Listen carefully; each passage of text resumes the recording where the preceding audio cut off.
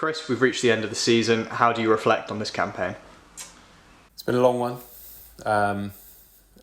Longest one I've done in football for quite a while.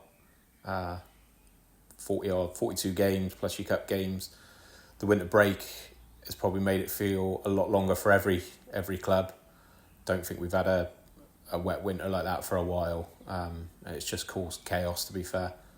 When you're not playing, the time seems to drag a little bit, and then all of a sudden you're into 2-3 games a week, and it's carnage. So I'm kind of glad it's finished, especially with us in no man's land of not quite hitting the playoffs.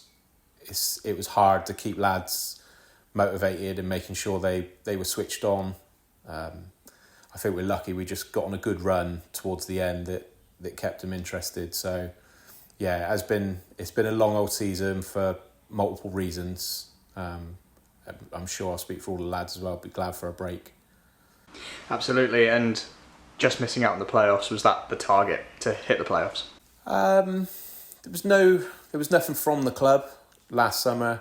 Even when Jay was here, it wasn't the case that we had to hit playoffs. I think they just wanted to decide to do as well as it could, win more than we lost, I think, while they provide a sustainable football club, which is what we need and what we've craved for the last couple of years. So there was no pressure on hitting those playoffs. I think they would have been a bonus if we had got in there. But I'm pretty sure I speak for myself and the club that it would have been a year or two too soon to go back up from where we come from. I think the fans have enjoyed the season, visiting old grounds they've missed in the Western League. I think they'll enjoy still being here next year. But yeah, the playoffs was never an overall target. We had a points per game target in mind last summer.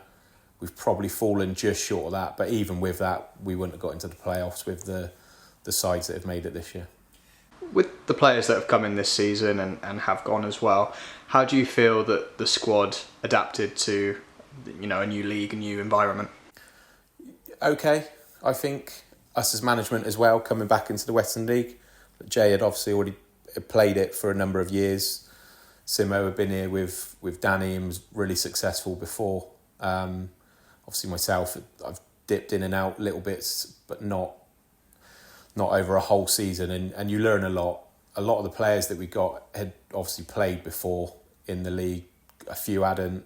And maybe that's where the inconsistency caught us out. So you're hoping a year of what we've done under their belts, so to speak, is sort of put them in a good place, ready for next year, and keep the core and go again. Before we move on to looking ahead to next season and pre-season, what are your key positive takeaways from this year? Is there anything that stood out to you? I think the club in general, as a whole, has come on leaps and bounds. The stuff they've done off the pitch, I've said before, has probably outweighed what we've done on it. And that's where we have to be honest that was probably the main objective.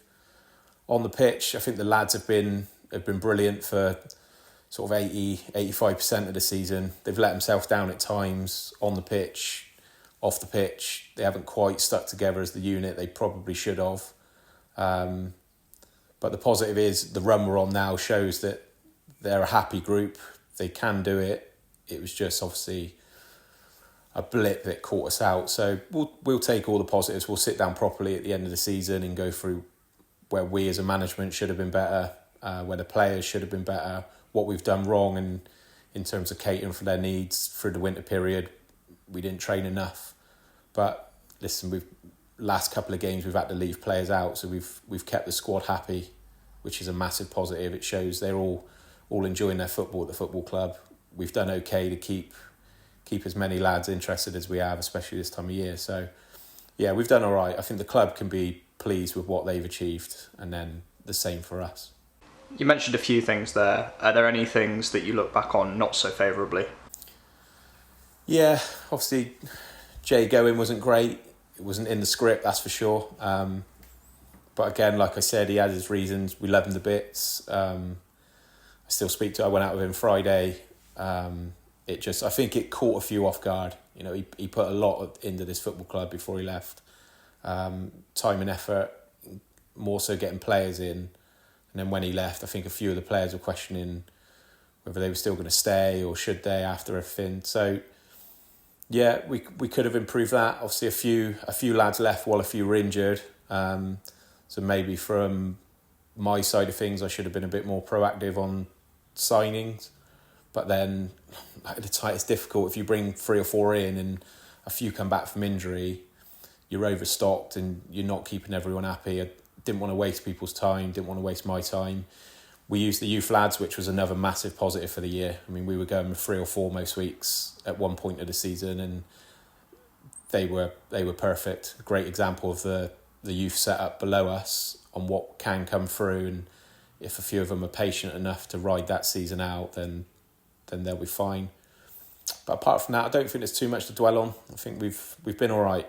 Like I said, there's a few things we'll need to improve on, myself personally and the club, but it's all part of the learning curve, and we'll look to do that next year. Of course, and we have one last game, Middlezoy at home. How are you preparing for that? So we had last week off, to be fair. Again, what are you going to achieve pulling a few lads in for training? With numbers weren't great on Tuesday. So yeah, we give them last week off. We give them the weekend off because, like I said, it's been relentless. It's nice to go and spend time with kids, families, or go out and just do some individual bits. We're coming in Tuesday, but we're not going to go on the pitch. We're not going to train. We're just going to go in the club, do some little bits in there as a group, and sort of have a bit of a laugh for the last session. And morale will be fine. Lads will be fit. A few of them got minutes in elsewhere at the weekend, so. Yeah, nothing major. Just enjoy it. It is what it is, and see what happens. Now, we've got some big news from the club, and that is that Robbie Simmons is stepping down from his role at the end of the season. Can you give some insight into that decision? Yeah, Robbie played for me when I was 22, so you're going back almost 18 years now. I just got into senior management with Trowbridge Reserves in the Wilts League. Under Shanks. So I've known Robbie a long time. This is his football club. All his best mates are here as fans. Most of us will know what he's been through with illness years ago.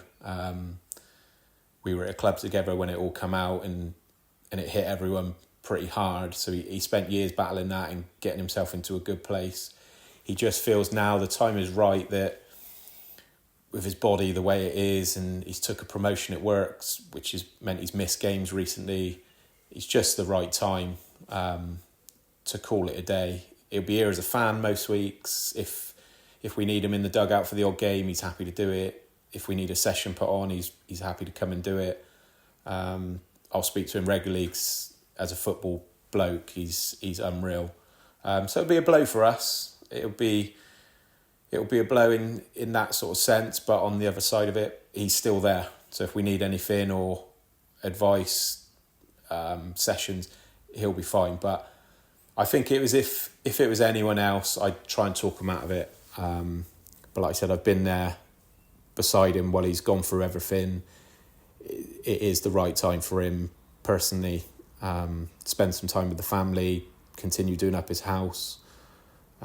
So yeah, we accept it. We wish him all the very best because he is an absolute legend on and off the pitch for the football club. For me personally, he's been there through some stuff.